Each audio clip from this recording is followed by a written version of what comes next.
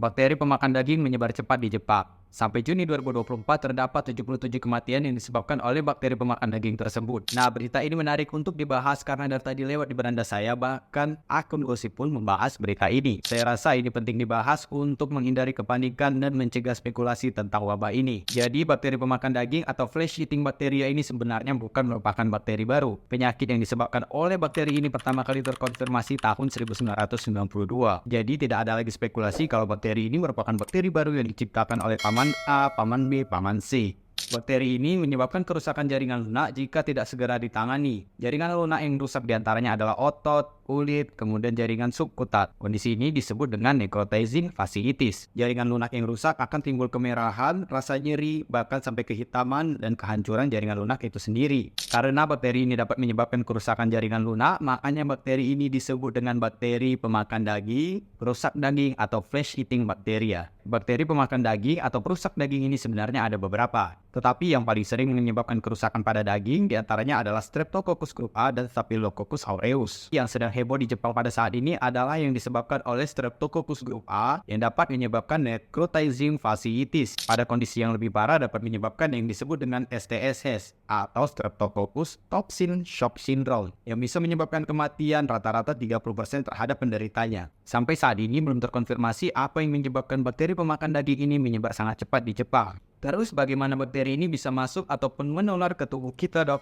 Penularannya melalui bersin, kontak langsung, dan juga kontak terhadap luka yang terbuka pada pasien yang mengalami infeksi bakteri ini. Ketika bakteri tersebut masuk, bakteri akan mengeluarkan toksin ataupun racun yang akan menyebar ke seluruh tubuh kita melalui aliran darah. Terus gejalanya seperti apa, dok? Gejala yang timbul menyerupai gejala infeksi pada umumnya, seperti demam, menggigil, nyeri otot, kemudian kemerahan pada kulit, kehitaman, nyeri seperti rasa terbakar di kulit, kemudian mual, muntah, hingga sesak. Pada kondisi yang lebih parah dapat menyebabkan shock, kegagalan banyak organ, hingga kematian. Terus, siapa yang beresiko mengalami infeksi penyakit ini, dok? Pada awalnya dikatakan bahwa populasi anak dan populasi orang tua yang paling rentan terhadap penyakit ini. Tetapi akhir-akhir ini dilaporkan banyak juga kasus bahkan pada dewasa muda. Jadi tidak ada populasi umur yang aman terhadap infeksi penyakit ini. Bagaimana penyakit ini bisa terdiagnosa, dok? Ketika kalian mengalami gejala tersebut, segera periksakan diri ke dokter agar dilakukan tes laboratorium darah,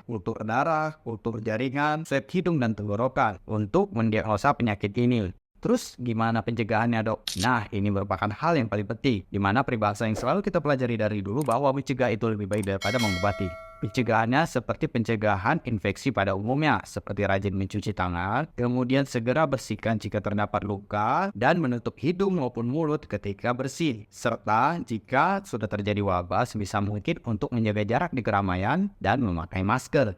Untuk pencegahan vaksinnya, sayangnya saat ini belum tersedia. Terus pengobatannya bagaimana, dok? Dokter akan memberikan antibiotik yang merupakan terapi utama terhadap Streptococcus grup A ini. Kemudian, jika diperlukan, dokter akan melakukan pembedahan terhadap jaringan yang sudah terinfeksi. Tujuannya adalah untuk mencegah penyebaran lebih jauh terhadap infeksi jaringan tersebut. Selebihnya akan diberikan terapi pendukung seperti pemberian anti demam jika pasien mengalami demam, dan diberikan rehidrasi cairan melalui intravena ataupun infus. Kepala Biro Komunikasi dan Pelayanan Publik Kementerian Kesehatan Republik Indonesia atau Kemenkes RI, Dr. Siti Nadia Tarmizi menyatakan saat ini kasus bakteri pemakan daging seperti yang mewabah di Jepang belum ditemukan di Indonesia. Jepang juga sampai saat ini tidak menyatakan situasi darurat terhadap penyakit ini. Penyebaran penyakit ini juga jauh lebih rendah dibandingkan dengan COVID-19, sehingga tidak ada pembatasan kunjungan ke Jepang. Jadi tidak perlu panik, tetapi tetap waspada. Karena sebenarnya Streptococcus grup A ini sangat jarang sampai menyebabkan necrotizing fasciitis ataupun kerusakan daging seperti yang mewabah di Jepang saat ini. Jadi kasusnya sangat jarang sebenarnya. Yang paling penting dilakukan adalah tetap menjaga kebersihan, tutup mulut maupun hidung ketika bersin, menjaga sistem imun dengan berolahraga, konsumsi vitamin, dan makan makanan sehat.